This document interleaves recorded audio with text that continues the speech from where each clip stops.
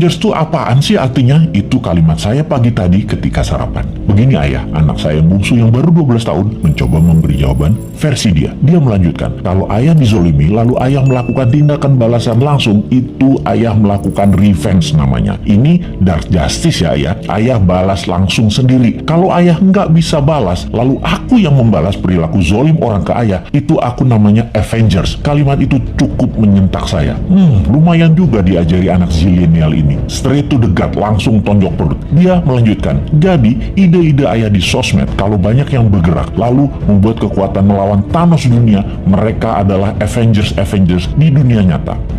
Asli ketonjok 2 kali ulu hati saya. Saya mantuk-mantuk berimajinasi sehingga berlanjut ke tindakan saya menginformasikan kepada sahabat semua. Jadi, melihat keadaan dunia saat ini yang dikuasai medical Thanos, harus kita menjadi Avengers terhadap kejahatan mereka. India misalnya punya obat non-Thanos yang mereka produksi sendiri, hanya $40 atau 500 ribu rupiahan, selesai masalah positif COVID dari diri seseorang dengan tingkat kesuksesan 98%. Di sisi ekonomi, keadaan ekonomi dunia yang dikuasai panas ekonomi yang namanya dolar dan sistem pinjaman IMF, kita harus buat imbangannya dengan rupiah. Thanos lain kita juga harus punya solusinya, yaitu mengalahkan Thanos teknologi Tiongkok, Thanos produk Tiongkok, Thanos uang Tiongkok, SDM Tiongkok yang sering dilindungi pejabat, yang kalau diganggu sama warga Indonesia akan mati Indonesia itu dan tidak akan dibantu lagi Indonesia itu sama Tiongkok. Ini berbahaya buat Tiongkok, karena negara Tiongkok adalah satu-satunya yang bisa menolong ekonomi. Dan jangan bikin marah karena mereka jadi nggak bisa bantu nantinya. Pejabat segitu rendahnya ya ke NKRI-anmu, kok herannya masih berkuasa dia, padahal rakyat nggak pilih dia loh, tapi dia bisa melakukan apa aja saat ini. Segitu kuatnya tanaman program mindset di masyarakat ya. Tapi bener deh,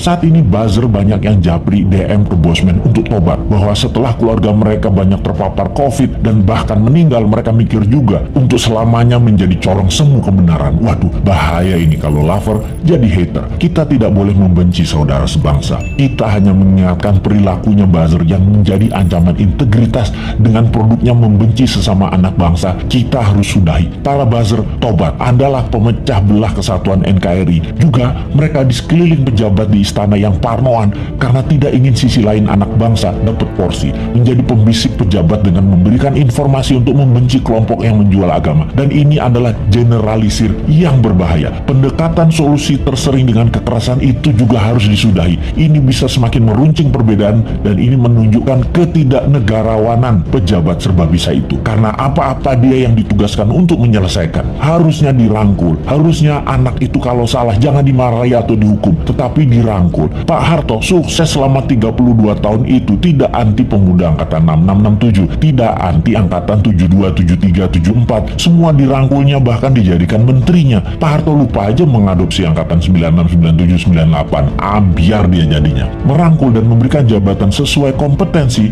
membuat siapapun yang tadinya berbeda diberi kesempatan. Kalau berhasil, pejabatnya dapat nama. Kalau gagal, yang atas nggak dapat celah, tapi yang rusak adalah yang tidak kompeten tadi. Jadi, nggak ada ruginya sebenarnya kalau pejabat sekarang cerdas bernegaranya. Kalau pejabatnya sempit atau memang tak berilmu luas, ya pasti goncang bernegaranya. Masih belum nyadar juga ya wahai para pejabat ini, ubahlah segera, reshuffle kabinet dengan mengganti 50% orang baru yang new mind. 3 tahun ke depan cukup membuat negara ini keluar dari arah yang miring ke satu sisi. Dan ingat, ada 190 negara lain yang bisa kita kerjasamakan, bukan hanya Tiongkok saja. Bener deh, yang tidak kompeten dan tidak cocok dengan perang dunia ketiga ini jabatannya dilengserkan, ganti dengan 30 orang baru. Tapi ya sudahlah, jabatan ada batasnya kok. Kita kembali ke Avengers. Dunia saat ini dikuasai Darkseid, dikuasai Thanos. Pertama, kita harus melakukan pemahaman dulu bahwa globalis cabal itu ada, tindakannya kejam, dan negara-negara pejabatnya yang lemah nasionalismenya pasti kemakan mereka dan negaranya tadi jadi jajahan versi baru. Kita harus edukasi bangsa Indonesia ini jangan bergantung pada asing-asing dan globalis, tetapi kita harus berdikari, kekuatan ekonomi sendiri, kekuatan kesehatan sendiri, bergandeng tangan dengan mereka yang nasionalis di luar juga banyak, seperti India salah satunya. Jauh-jauh hari Bosman mengatakan obat COVID India akan menjadi terkuat di luar Tiongkok dan globalis. Sungguh, India is the next China, Afrika is the next province of China, Indonesia bisa the next Amerika kalau pemerintahnya paham. Tapi urusan ini kita biarkan dulu. Sebarkan video-video Bosman ini untuk masyarakat memahami globalis musuh kita bersama dan oligarki merusak sistem bernegara Indonesia. Kita harus memberikan pemahaman bernegara level dunia demi NKRI utuh di bawah panji Avengers New Mind, yaitu Anda semua sahabat, Anda adalah Avengers New Mind.